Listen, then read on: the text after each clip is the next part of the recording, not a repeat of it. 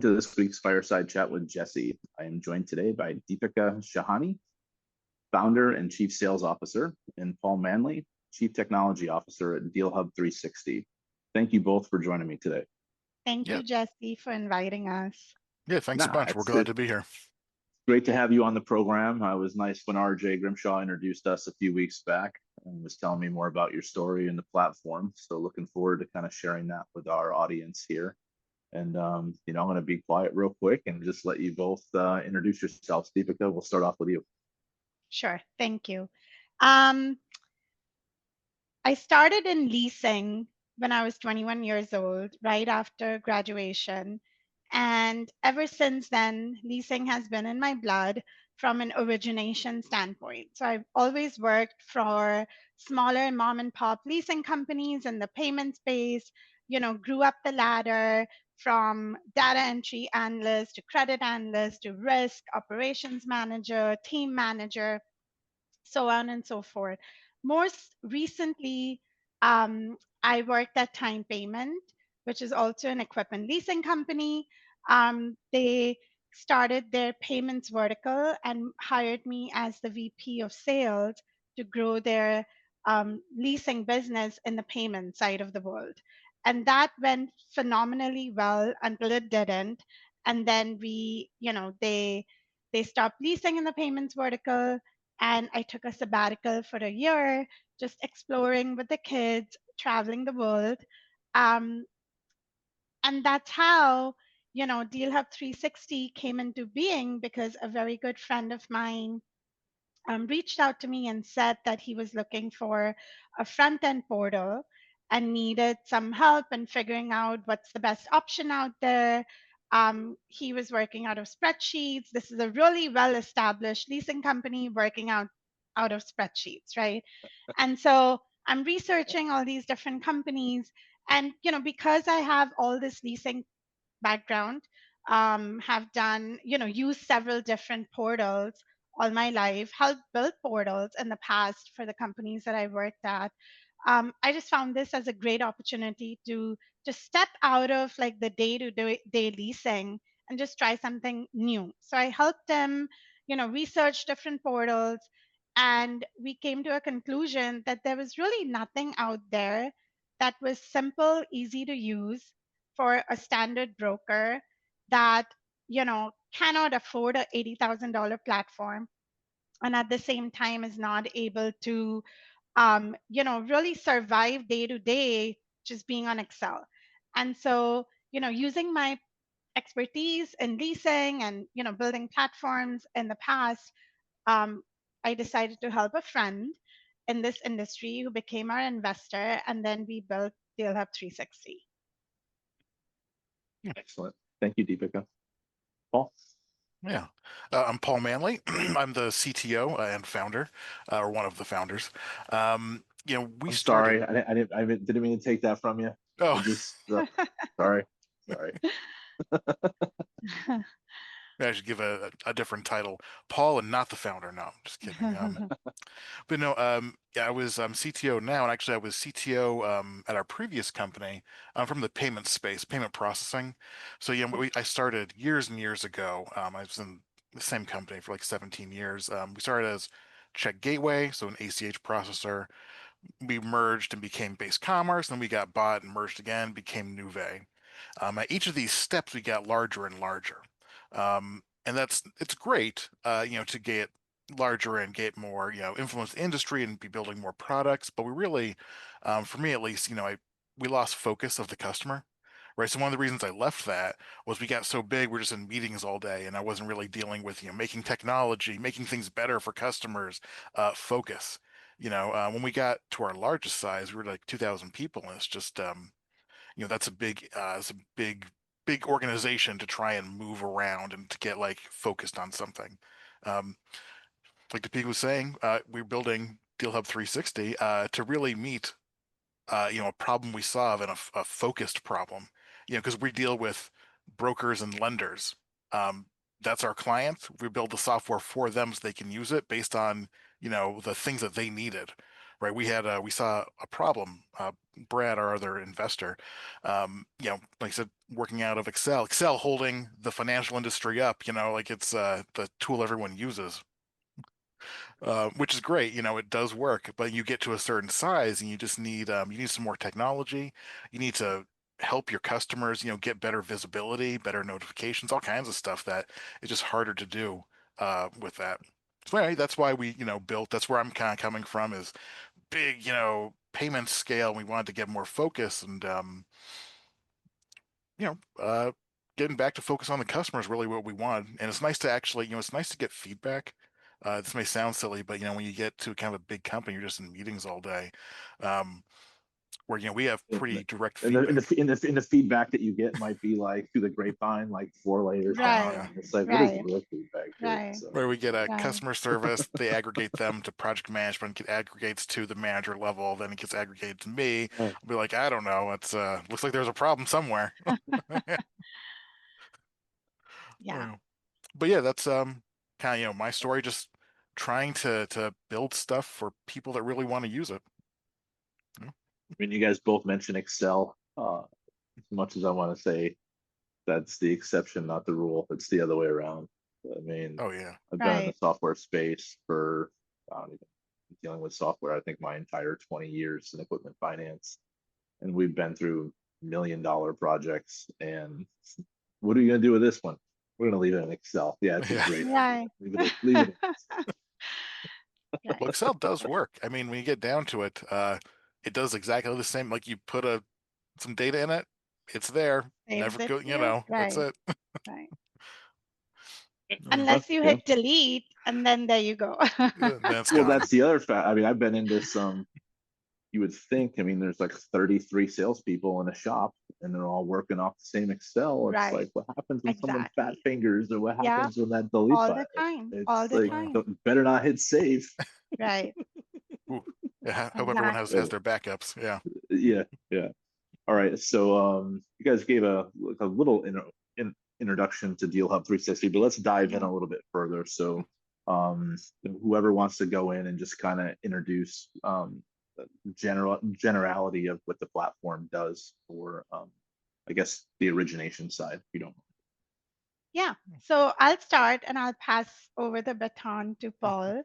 So DealHub 360 really is made for brokers and lenders in equipment financing, but it is really equipment agnostic, right? So if a broker is doing loans or if a lender is doing loans, you can still use DealHub 360 as a loan origination platform. It is really not restricted to equipment financing only. So we are targeting merchant cash advance, we are targeting loans, we're targeting equipment financing, and even under equipment financing, there's fair market value financing and EFAs and dollar buyouts and like a whole, you know, a galore of options, right? So we thought, let's build something very user friendly, easy to use. A broker does not need a million bells and whistles to really make sure that he's not losing his deals, that he's not losing count of his deals. He has visibility, his referral partners have visibility, and streamlined access across. Like Jesse, if you're a broker, you can give access to this platform to your accountant and to your administration person and to your referral partners. They all come on this platform and have equal visibility if granted, or limited visibility depending on what information you want to share with them, right? This helps everybody stay on board on what's going on with your deals. Is it approved? Is it funded? What is the status? Are there any stipulations? And if you think about it, try doing that on Excel, right? Constantly marking, deleting, like entering wrong information, know. all different Sure. people accessing it, it just gets very chaotic, right? So seeing that happen, DealHub 360 really was built around it. Okay, how can we make it as easy as Excel, but at the same time, very streamlined where you don't lose your deals? You're able to enter an application, pull credit, do your e-signs, have all your documentation in under one lease in one platform. So you're not logging into a million different, platforms to run credit or do your e-sign or check different statuses. And let's integrate this with your backend system. So if you're a lender, you have a backend system, we'll integrate that for you, right? This way the deal flows from DealHub360 into your backend system, ready to ACH and bill your customer. You enter your notes, you add your stipulations, and you're good to go. How simple can life be when you have a simple product to deal with? And don't get me wrong, there are millions of other really expensive and fancy products out there, but you need to hire in-house consultant to help you navigate through those softwares and platforms, right? We didn't want to do that. We want to keep the price as low as possible because, again, our target market is these brokers and lenders who cannot afford these $80,000, $100,000 products, right? So we kept the price as low as possible with an easy to use product. And now we're just waiting for the market to say, hey, I really need this. I'm done using Excel. I want to grow as a company. I want to scale my business. Let's use this product to do that, give visibility to everybody in my ecosystem, and at the same time, get my deals funded. And if somebody starts seeing the true value of this product, like I give demos, people love it. They just love how simple, easy to use it is. But for some reason, there is something in their mindset that is blocking them to make that switch from Excel to DealHub 360. Let me know when you figure that out. I mean, it's been 20 years in this industry, and the number one competition is still in-house Right, systems or just legacy right, things. And right, at some point, it's like, people need to understand where you want to add volume to your business, you don't need to add head. right, So that's right. what systems like this are for. That's the point. Exactly. Yeah, it's kind of interesting mention. I mean, yeah, people think of it very linearly. Like, you add deals, add headcount, right? Add process, add people to do that. And yeah, it's you shouldn't be, or you should be, trying not to. We had at my last place a bunch of manual processes. Just people loved them. They didn't want to change. And we were able to free them up, right? Which is what we want to do here. We freed people's time to do work that mattered more. Because yeah, you could just type the same app into, your lender portal, your broker portal, you send out an email, you just do it all manually, put it in Excel. That takes a long time. Really, but freeing up your employees to do more value-driven work is a great benefit. And everyone loves Excel. I love Excel. Great for some of these little things. But yeah, we'd love to see people move we'd love to move people to a more efficient space, or at least have them, have time to do things that they really want to do in the business. Yeah, I want to be clear. I don't want to go to war with Microsoft. Right? Yeah. Let's throw it out there. No, no, they will Please use squash Excel. It's us. great. They will Yeah. squash us. They will squash us. We're not doing that. No, Yeah. and no, I agree with that one too. Also, there's definitely the time to use Excel. Well, don't squash us, Microsoft. But no, I mean, when you're starting, day Yeah, one, put in Excel. yeah, yeah, Year two, absolutely. maybe not. So I guess we'll pivot a little bit and talk about technology.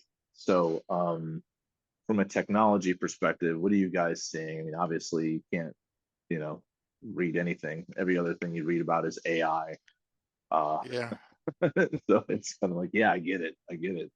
But Well, well, let's talk let's about AI. Let's let's let's talk. let's Let's do talk it. about yeah. Um, so I'll just give a general opinion, right? I mean, Sam Altman said, right, we're in an AI bubble. He's one of the open AI founders.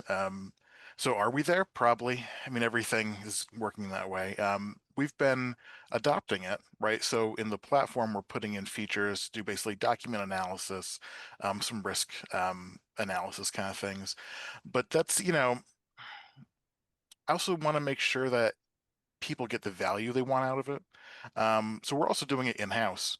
So we're running our own servers that are running models, so we don't have to kind of charge, and we can kind of experiment more that way without incurring a lot of cost. So kind of our goal with AI is to increase it to make sure we're getting nice summaries to get people to kind of to have it give some insights where it can. But again, it's AI also makes crazy mistakes sometimes, and I don't want it to be hallucinating and So there's gonna be an M dash in everything you guys do, and it's like, what are you doing? Stop it. So I mean, Sorry. that's kind of the AI focus for us is just kind of getting summaries and trying to make sure it doesn't go crazy. Ever evolving too, right? But I mean, I Um, see the rest of the technology space, just people. I mean, what I see really is just an increase in portals and an increase in integration between companies, which is it's a long road to walk. Every company kind of does it differently, and getting kind of those integrations between them is important if you're actually using them. yeah, I mean the monolithic softwares that we have in this industry are kind of like they take the approach of almost like the scarcity, where it's like, no, it's not going to be open. Mhm. No, you have to use this. No, you have to use that. What about your portal? We don't have. Like, wait, what? Like, here you go, portal. Or you're in the Oh, yeah. payment processing arena, right? I mean, if you did a poll on number of leasing companies or equipment finance organizations that can take a payment online, I'm going to say it's less than 50%, probably 20% Oh, actually yeah. have that. When was the last time you sent a check in for anything? I know if I have to, I get really upset. Oh Right. boy, I did. I Right. remember recently I had to send in a check and I was like, oh, I guess I have to go figure out where my checkbook is. And then like Yeah. I literally don't have one. I guess They we'll ask have for to like a beg. dollar, and you're just like, Yeah. what's, where'd this go? I don't know. And then well they we had some clients or some vendors of ours that needed paper checks. And boy, it's just like, oh, I guess I'll go figure out how to do that. But yeah, there's just, there's some legacy providers that are doing it the old school way, and hopefully we can kind of drag them into the 21st century. Well, either that or you're open enough for maybe you can just be a bolt on and be like, look, okay, you're not going to solve it. We'll solve it for you. Yeah. Deepika, what are your thoughts on, I guess, just technology trends and everything? Yeah, I mean, there is so much out there. Honestly, like if you would just look up loan origination platforms, you'll get a plethora of hits, right, on Google. And I think that at the end of the day, the cost of the product, its usability and user friendliness, and what do you really need out of the product, right? Everybody has to do their own research and decide at the end of the day, like, can I afford this and will I really use it, right? And I've had many clients, really small, like onesie twosie broker shops that are individuals that are doing everything from start to finish, who love the product, but they're like, you know what, I'm not there yet.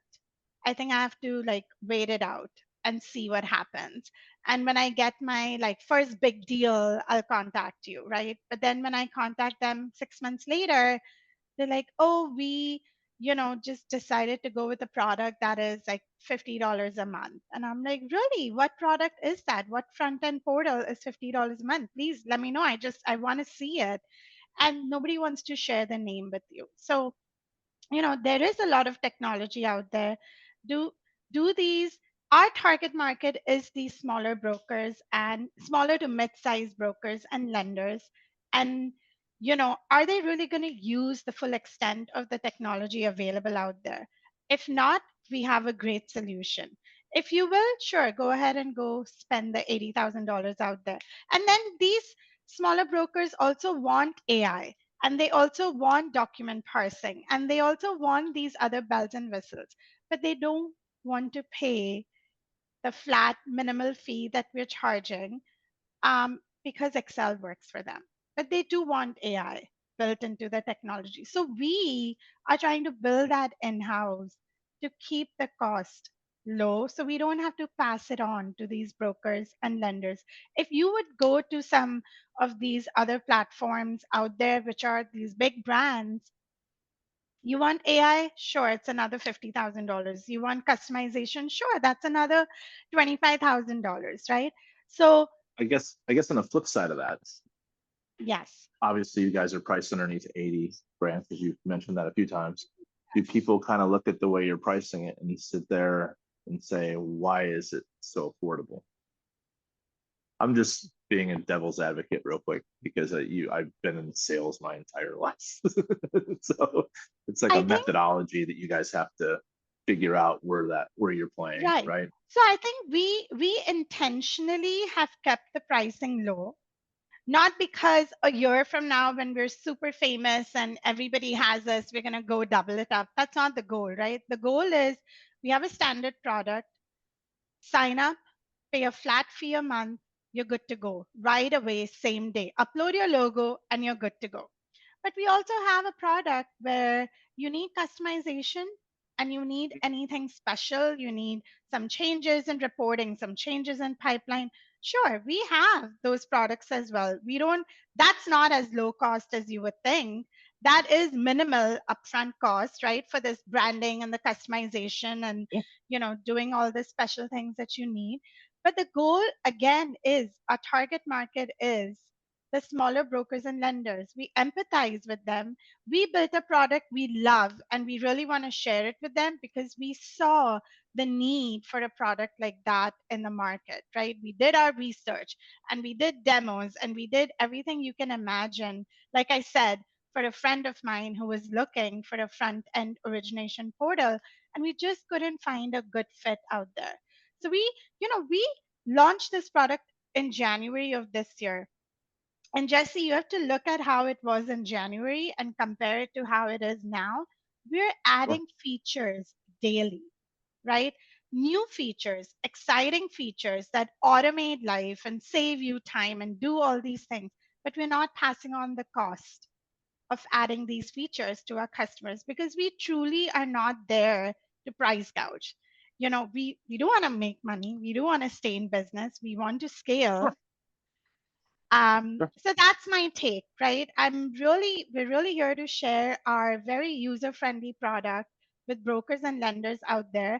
And then guess what? You want to customize and integrate and do all these things? We can do all of that because we are almost like a small family shop at this point, right? We pay attention to every single client that signs up with us and do whatever it takes to keep the client happy and on board. Excellent. So you just answered my next question, which was standard versus customization. Sounds like anything else. What people need to realize is yes, everyone's special, right? Everyone has their own secret sauce. We get that, Exactly. right? But it's so much easier. Just take the product out of the box. And what level of customization do you truly need? And is it worth what the Right. effort's going to be to Right. customize? Right. Because then it's like, dealing with some of the sins of the past with some of the other providers, right? Where it's like, oh, now you have this core trunk and then it's all these spokes sticking off of it. And how do you upgrade this without it impacting 5 of those? It's like, Right. Oh yeah, that can be a challenge. Yeah. Yeah. And that's where I think sometimes I know it's hard for organizations to say no.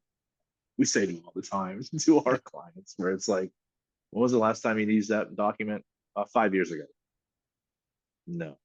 Yeah, you probably We're not don't need doing that. Yeah. We're not doing. What's the percentage of these deals that you guys do? Less than 5. Let's put that over here, please. Thank you. Yeah. That's for the Excel score. As a Yes. plug for Microsoft, right? We found a good place for that. It's a file on the server.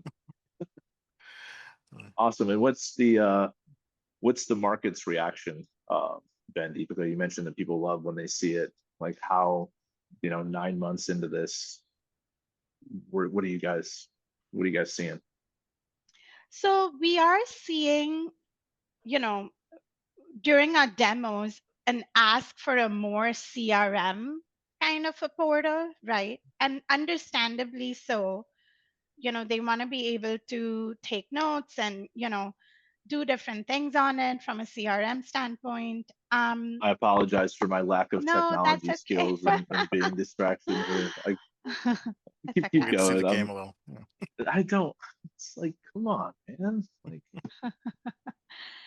that's me. So yeah, I'm sorry. we have clients that constantly ask for a CRM, like a Microsoft Dynamics or like a HubSpot kind of a system that kind of helps them with the sales process as well. And I think that's where we are heading eventually is to slowly add features um, that kind of cater to these clients and these brokers that are really in sales, right? At the end of the day, they're in sales. Lenders also have a lot of in-house sales and deal with sales and, referral partners. And so that's what we're doing, is that we're collecting the information we get in these demos, and we're slowly building and improving our portal so that it gets easier to do the sale from our side, right? And like I said, some people would like CRM features, some people would like backend features. Oh, can I like build through your portal? And not today, but hopefully, that's our long-term goal, is to convert this portal and add CRM and backend features so that it's um, all in one product. Perfect. Paul, what are your thoughts there, sir? Oh boy. Where are we going? Where have we been? That's a good question. I mean, again, it's the focus on the customer, right? We're really trying to cater to their needs because I want to make sure we have focus on really what they need. So we talked to them about it. You know, Pika talked about kind of updates and how they're coming out. New features added all the time, and that's true. This weekend, we're updating extended broker view functionality. We're updating batch upload functionality. We're building in better self-service. These are all, things that people ask for. So they're coming in. I mean, like they're coming in tomorrow. Um, so yeah, where we're going is listening to the customer and trying to help them get the things they need. So, our development cycle is pretty quick. We're a small team, but we're also we're here to do it. You know what I mean? Like this is really you know the focus, and everyone believes in it. So, um, yeah, just short term, get these things out people need. Medium term is probably going to be the AI documentation, probably better API integrations. Um, we actually had some integrations with some lenders that kind of fell off because the business need just wasn't there. We might pick those back up. Um, and then long term, right? I mean, is it CRM? Is it fuller accounting model? Is it fuller features for merchant cash advance? It kind of depends on where the market takes us and what people need. I like that approach. I Yeah, mean, it's there's so many things out there that want to be all things to all people, I'm sure. and people just don't understand sometimes what their core competencies are. Or it's like, why open up that can of worms if it's going to mean this much technical debt, which isn't necessarily bad. It seems like you can take it on, but Oh, it's the kind of like the why behind it, right? We're good at this, let's stick in that, and then, but if someone else wants it, right, then what does that look like? oh no, that's definitely how we got here. We had customers asking for kind of a nicer merchant view, and we're like, once we had like three people ask for it, we're like, oh, I guess this is something people really need. So we kind of, we built that out. But yeah, no, it's yeah, focus too.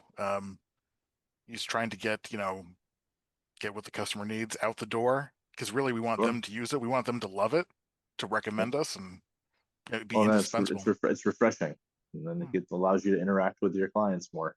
Oh yeah, Right. And we do have a couple of brokers that signed up with us that were using really like legacy dinosaurs, softwares and platforms, very manual processes, and you can't even log in from Puerto Rico. Like you're going to Puerto Rico, but you can't log in because you have to be stuck at your desktop trying to log in, right? So when they convert over to our portal, they really realize the value right away, and for the price that they're paying, they appreciate it Sure. a lot. And the fact that we were in less than a week's worth of time able to customize and turn this around for them was very appreciated from the end, right? So I'm really hoping that market adoption will be faster, that we're able to scale our product, um, and go to these trade shows and conferences and be able to show the people. I do live demos at my table, right? And the last conference I went to, I had a line of people wanting to see the demos, right? So I'm hoping that continues and we're able to gain traction as well Sure. as scale in other ways through other platforms, because conferences are not cheap and trade shows are not cheap, and just being members of these associations, Can do, it all adds up. But it all adds up. I like your headspace and where you're at. I mean, enjoy it's easy for me to say it, right? Enjoy kind of the moment, because before you know it, Paul's gonna be like, not again. Not another thing we gotta do. Yeah. Yeah. But no, I mean, I get it. I'm glad the market's adopting it. And, yeah, conferences, everything's an investment. It's time to be there, time away from the family. So I get it. And people really So do like going and seeing it in live. Actually, it's super helpful to have Deepika give these demos and just people, because you may not realize that you need something until you see it. You're like, oh, that's what I've been missing. absolutely. And plus, when other people sit there and they see, you just need to pay like two people just staged to be in line. And then when people see a line, they're like, wait, I need to get a part of this. Yeah, exactly. Kidding. But so Deepika, you've been in equipment finance for a while. Paul, what are your kind of thoughts on this industry and your, I guess, limited time so far? It's definitely more of a handshake business. So I thought that was a little surprising. When I came from this, big company and we're doing payments, and not that it's not handshake over there, but also there's a higher degree of maybe not self-service is the way, but people may not even want to talk to you. They just want to like sign up, do it. I don't want to talk to anybody. I just want to get my payments out the door. Transactional, not relational, right? Hmm. Yeah. Right. And this feels much more handshake. We get to know people. Most of our clients, they're friends. Like why shouldn't they be? Like you should be friendly and kind of help solve people's problems, and so it's kind of nice. I mean, I guess that's the big takeaway is the relationships really matter so much, and it's a refreshing breeze coming from kind of some of the more corporate payment stuff. Yeah. And it's a You guys true keep up the two-way method. street. It's a two-way street, right? We recently onboarded a broker who's also trying to convert and, become a lender now. And so the beauty of a platform is you can be a broker and a lender at the same time and use the platform in two different dimensions. And this broker needed our help to find a back end partner, and because they're going the lender route, right? So we stepped in and we helped them get set up with a backend partner, integrate for free, just to help them start their lender side of the business, right? And so really building these long-term relationships, mutually beneficial, I think like that's what we want to do. We want to help these brokers and lenders, help them grow their business by using our platform. Perfect. I mean, I like the methodology. I mean, it makes sense. I mean, as much as you guys would love to have those bigger deals right now, there'll be more reporting. One or two users jump up to 20 to 30, in a few years based on they've been actually utilizing it. Right. Well, yeah, the organic growth is we'd love to have that, just people kind of expanding their business and use it, use the platform, use the features. Um, it'll help out. It helps you, helps your clients. So yeah, we'd love to see people just getting bigger, adding more deals. We've seen that with some clients where they're able to kind of increase. We've been Yes. watching, we can track the number of deals they're putting through, and we kind of see like, oh, they're doing better. This is great. We want to see that because we want to, help them help their clients. And then from a pricing methodology perspective, is it seat driven? Is it a flat fee? Is it contract or throughput driven? You're It gonna kind love this. of, Answer it, Paul. But it's it one of the best depends. things we have. Yeah. So they're self-service. You can just sign up for the standard package. You just get it's flat fee. That's it. You sign up as there's no seat licensing. Just go for it. Add people as you want to, but you just get standard features. You don't get a lot of extra bells and whistles. You get the standard package, which works great. If you need more customization, if you need kind of a higher, maybe you need some integrations. Maybe you need your own e-sign docs. You already have your own. You're already paying for OneSpan or whatever your provider might be. So you just want to keep using your account in our system. Well, we'll help you get set up with that. And we've already done a few of these, and people can bring their own accounts. But whatever customization you might need, that's kind of another package, right? We'll charge more to kind of get people going with that if they need it. Um, And there's some products that we're going maybe per click. We talked about kind of AI if we have to go out and actually hit up another provider to like do some more advanced stuff because that has cost for us. So we want, Yeah, and we're I not mean, looking to. if you're incurring costs, I mean, Yeah. people will Yeah. understand that you need to pass those costs on Yeah. plus a little bit more. It's Yeah. just the reality of business. Yeah. Yeah. So, Yeah, and okay. hopefully I hit the pricing stuff. I actually don't do pricing, so maybe Deepika's really the So, one to ask. we did a lot of research and we, came up with all these different pricing modules, and we settled with just no upfront fee, zero cost to the end user, $3.99 a month flat. You can have unlimited referral partners, unlimited users, unlimited vendors within and outside your organization. We're not going to charge you per login. It's $3.99 a month flat. And then when you want to start increasing to 5 different lenders on this platform and customization and more branding and presence, that's when we start charging Sure. you an upfront fee to do that. But we're still doing the same $3.99 a month. Okay. So like I said, we're trying to keep the cost as low as possible, as long as we can keep the lights on in the company, and make sure that the more users we have on platform will just keep improving the platform with the feedback that we keep getting, and try to keep this price as low as we can. And then when comes a point we start adding AI features or AI risk models in it, we may have to charge that, not not as a separate monthly fee, but more as an added feature, as an added price point. Like, would you want this product, then you have to pay for it concept. It's very affordable, uh, especially comparatively speaking in the marketplace. So yeah, and people at that point, they aren't going to mind paying the extra because especially with agents and some other things that you can not reduce headcount, but don't have to add headcount. It just makes sense. Right, No, exactly. it's a great business move. I mean, if you can, increase your business, free up your resources so they can do more. For Yeah. this is a low price. I guess this is a slam dunk. We always thought just there's no reason not to. Excellent. Well, I really appreciate both of your time today. Deepika, I look forward to seeing you next week. Paula, Absolutely. I'll give you a wave in a couple hours. Right, Tell just them where wave you're out today across. because you're out here in Arizona. Yeah. Yeah, and we'll have you guys back on here probably middle of 2026 just to kind of see where the market stands 18 months in. So Yeah, we really congratulations. appreciate Oh, thank you.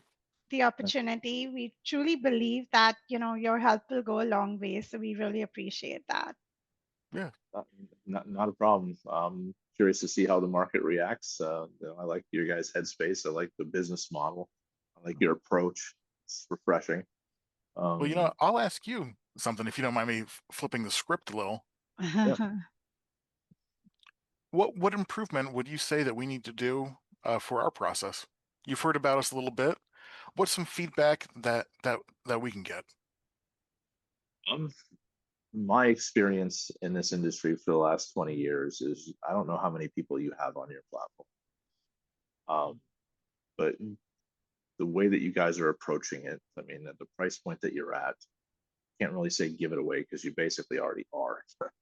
But strengths are in numbers with any of these trade shows or organizations. So the more people that you have on it, the more throughput that you can put through the platform, it will sell itself.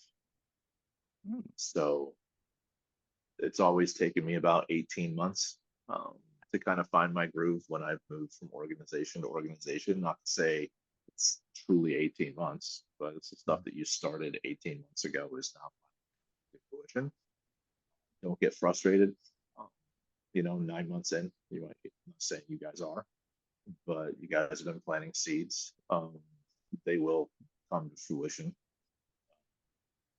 But there's some deals that I've been working on for 20 years that are finally having opportunity. Not to say it's a 20-year life cycle for what you guys have, but let's face it, Excel is still Excel. So I guess that's answering your question. That's just kind of my advice. Just you can have some good days and you can have some challenging days. There's reasons why certain software providers don't play in this space. It's because it's owned by a handful. Maybe 2 or 3 have the majority share. Exactly. So Exactly. there's room for disruptors like DealHub360. So just don't get frustrated, I guess, at the end of the day. If the saturation is not as fast as you want it, just keep the course, keep to your methodologies, and it'll go. That was super positive. Thank you. Thank you. I hope that's what you're looking for. I wasn't prepared for it or not, but that's just kind of, yeah. No, I just Thank wanted, you. as an industry leader, it's always good to hear, your feedback as an industry leader, and kind of, like I said, we're always looking for feedback, so it's good to hear kind of, good strategy, and yeah, thank you. Yeah, keep showing the platform. I know I would like to see it at some point, so let's get that. Oh, sure. Let's get that Yeah. scheduled. Sounds and good. once again, thank you both for your time today. Thank you, Jesse. Yeah, it's been a pleasure. Thank you. Yeah, Take thank you care. so much.